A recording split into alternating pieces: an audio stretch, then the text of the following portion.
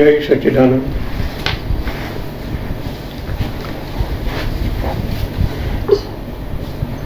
हमारी सोच ऐसी है कि हम माया में फंसे हुए हैं।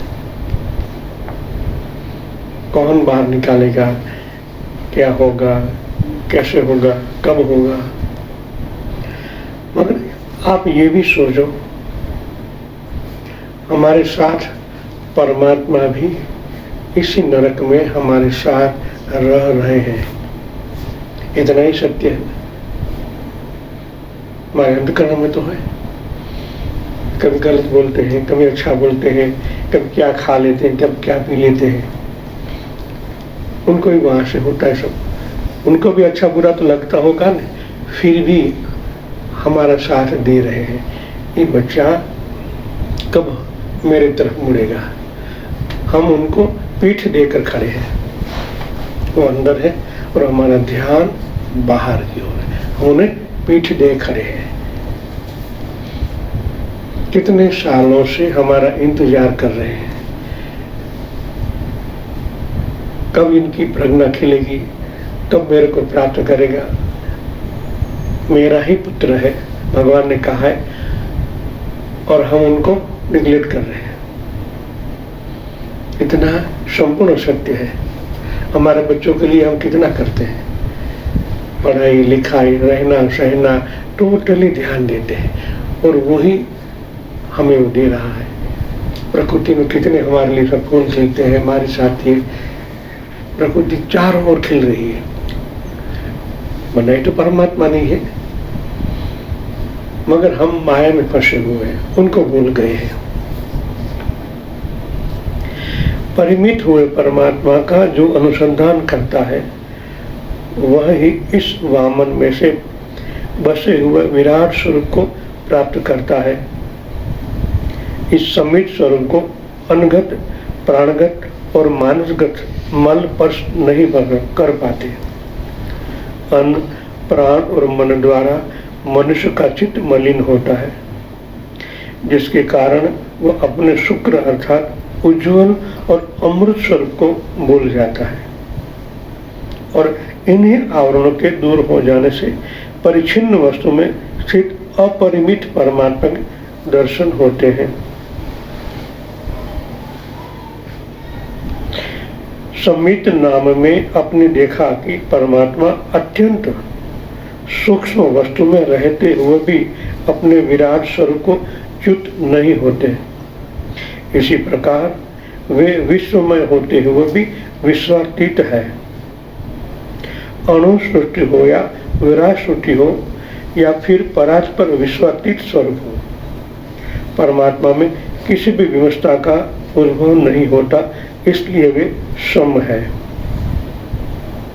मनुष्य जब प्राण से आंदोलित होता है, तब वह श्वास और उच्छ्वास इन दो विरुद्ध गतियों में संचार करता है। इसी प्रकार दृष्टि के निमेष, उन्मेष और मन के संकल्प विकल्प उसे एक या दूसरी दिशा में आंदोलित करते हैं। कभी हम तम में रहते हैं, कभी रज में रहते हैं, ऐसे आंदोलित होते रहते हैं। कभी फिर में सुषुम्ना में, कभी सिर नहीं रहते। फिर भी परमात्मा हमारे साथ ही, प्रकाश भी ऐसे ही आंदोलित होता रहता है।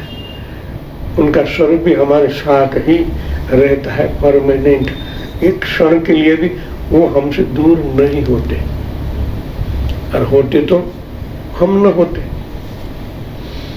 जब वहां है, बैठे हुए हैं, तभी तो हमारा जीवन है। जब ये हर हमेशा हम अनुभव कर पाएंगे कि परमात्मा मेरे अंदर, मेरे साथ ही रमण कर रहे हैं, तो एक ज्ञान की बात हुई। होते हुए भी इनके द्वारा ही तो हमारा रथ चलता है। इनके द्वारा हम सोते हैं, जागते हैं, बैठते हैं, खाना खाते हैं, देखते हैं, सब कार्य उनके द्वारा ही होता है।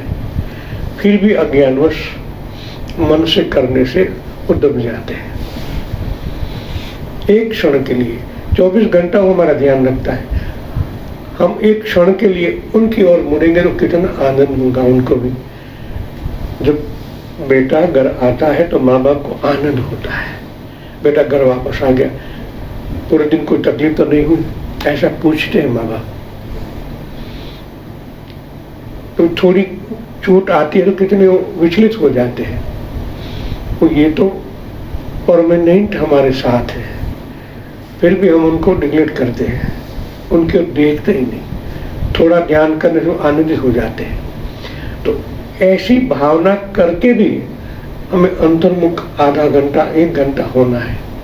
वो 24 घंटा ध्यान करता है हमारा, हम तो उनको आधा घंटा देते फिर भी हाँ मैं तो ध्यान करता हूँ। अभी 24 घंटा तो उनको विस्मृति हो जाती है। तो सतत हमारा ध्यान उस तरफ होना चाहिए, उनको सन्मुख रहकर आप जो भी करो, बस उनको सन्मुख रख के करो।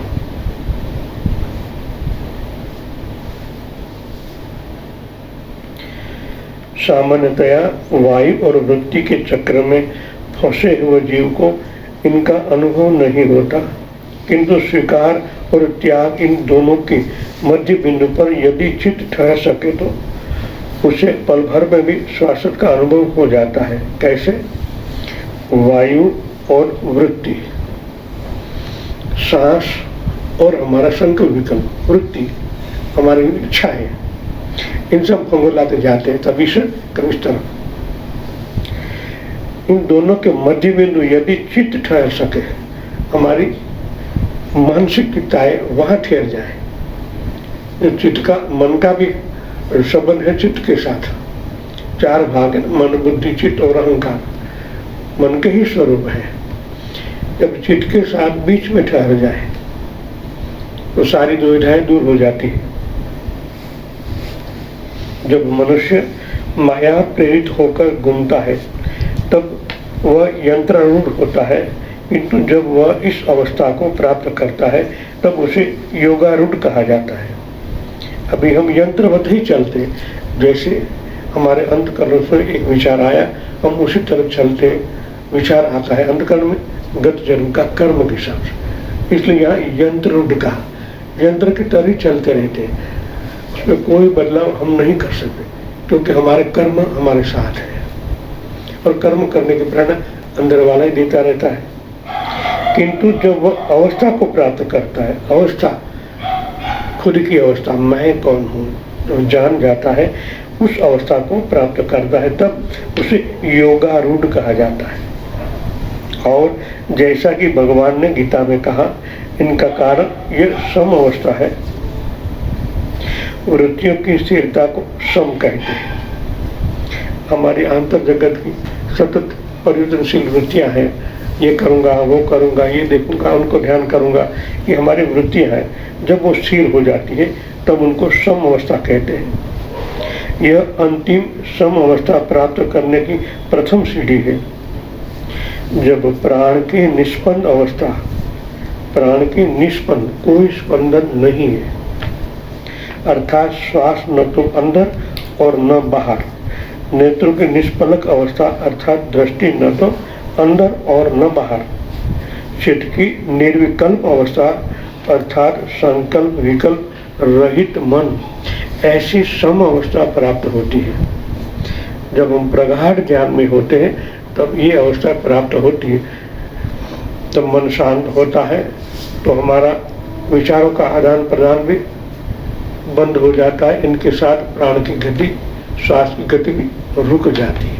ये अवस्था को योग में सम अवस्था कहा है। तब काल और कर्म को भेद कर उठते हुए विष्णु का दर्शन होता है। काल या समय और कर्म जो हमें विचलित करते हैं, जब शांत होता है तभी विष्णु का दर्शन होता है।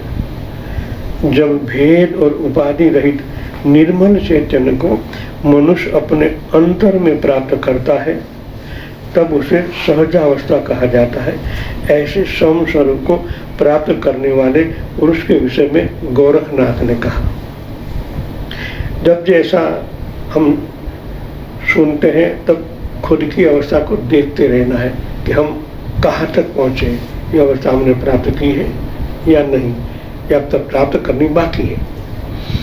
क्योंकि ये दर्शन हमें करना है, कब होगा? जब ये जो शास्त्र में बताया गया ऐसी अवस्था हमें प्राप्त करनी है। गोरखनाथ ने कहा, जिसकी दृष्टि किसी भी दृश्य पदार्थ के बिना स्थिर है। इनका मतलब होता है दृश्य पदार्थ स्थिर है, न संकल्प विकल्प होता है। दृश्य या पदार्थ देखने के बाद आपके अंतःकरण में कोई संकल्प विकल्प न उठना है तो है, खाली देखो। ये परमात्मा की प्रकृति है, उन्हें दृश्य भी पदार्थ भी है, उनको साक्षी भाव से देखना है, कोई प्रतिक्रिया नहीं करना। अरे ये सौंदर्य ऐसा, ये पेड़ ऐसे, ये ऐसा ऐसा होना चाहिए, ऐसा न होना चाहिए, हम तुरंत में इन्वॉल्व हो जाते हैं। इन्वॉल्व होने का मतलब कर्म से बंधन में आ जाते हैं। आगे कहा, जिसका प्राण बिना किसी भी प्रकार के प्राणायाम की साधना के स्थिर है। जिसका प्राण बिना किसी प्रकार के प्राणायाम कुछ न करते हुए भी स्थिर है। जिसका मन किसी भी अवलंबन के बिना ही स्थिर है, वह योगी है। खाली कपड़े चेंज होने से नहीं होता, ये अवस्था होती है तब भले आप सामान्य कपड़े पहनते, फिर भी आप योगी हैं, गुरु है और सेवा के योग्य है। इस अवस्था तक हमें पहुंचना है। इस स्थिति के प्राप्त होने पर आंतरिक और बाह्य दोनों ही प्रकार के भेदों और विषमताओं का नाश हो जाता है।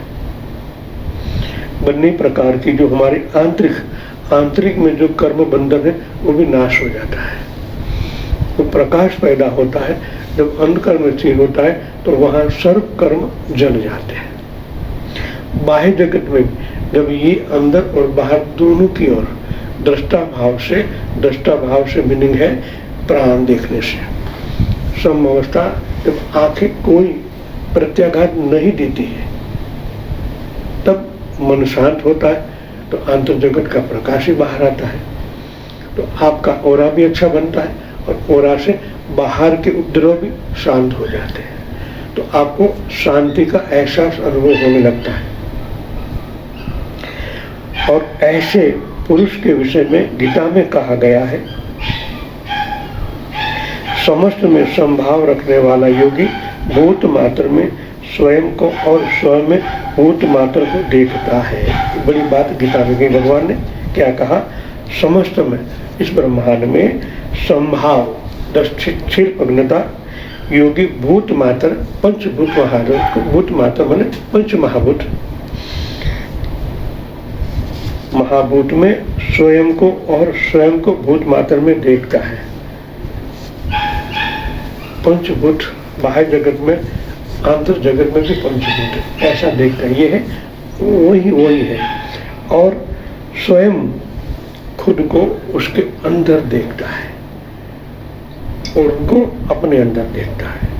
बात तो वही होगी ना, हम जो कहते हैं सबके अंदर प्राण देखो, ये संभव हुआ, सबके अंदर वही विराजमान है। ये स्थिति आती तब संपूर्ण योगी हो जाता है वो, उनके हाथ में टोटली कंट्रोल आ जाता है, क्योंकि अंदर और बाहर वो सबके अंदर वही देखता है जो स्वयं है, जो स्वयं प्राण स्वरूप है, चैतन्य स्वरूप है। सबके अंदर देखना मतलब आदान प्रदान की प्रक्रिया पूरी हो गई। जिस तरह आप गड़ा लेकर नदी में जाते हैं, अब 5 लीटर कैरबा ले जाना है, अब पहले भरते डुडू डुडू डुडू डुडू आवाज आती है, बाद में संपूर्ण गड़ा भर जाए तो अंदर का और बाहर का सब हो जाता है। बाहर भी गंगा है, अंदर भरी हुई भी गंगा है, उसमें कोई भेद नहीं है, आवरण मात्र भी नहीं रहा, ढक्कन खुला है, कोई प्राण वही चेतना भरी हुई है। इस तरह चेतना को समझो, बाहर भी वो चेतना है, अंतर जगत में भी वही चेतना है। एक होने से क्या होता है, गंगा के अंदर जो गुणधर्म है वही गड़े के अंदर भी अवतरित हो गए। इतनी बड़ी बात हो गई, जो गंगा में जो चैतन्य है जो औषधियाँ हैं, जो उनका ऑरा आभामंडल है, वही घड़े के अंदर अवतरित हो गए। दोनों एक है, गुण भी आ गए। तो ये दृष्टि करने से परमात्मा के अवगुण नहीं, गुण अवगुण दूर हो जाते हैं। उनका जैसे स्थान आता है अवगुण चले जाते हैं और हमारे अंदर भी वही प्रकाश, वही शक्तियाँ डेवलप होने लगती हैं।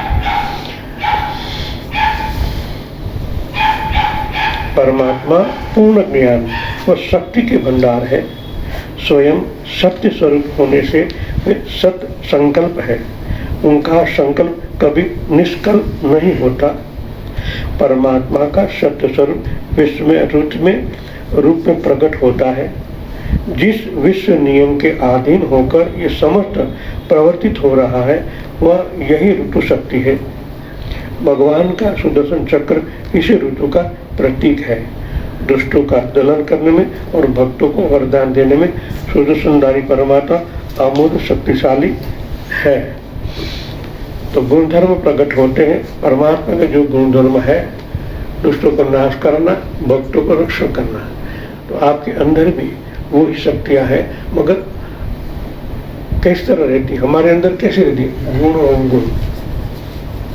जब ये शक्ति प्रकट होती है, उनका नाश करता है ये प्राण शक्ति, अंदर प्रविष्ट ही नहीं होने देती। इसलिए कहा न, अंतकरण बाह्य में सतत आवरण बना रखना है प्राण का। दुष्ट शक्ति हमारे अंदर न प्रवेश, और जो उज्ज्वल शक्ति है वो दोनों में रक्षा करने में काम आए।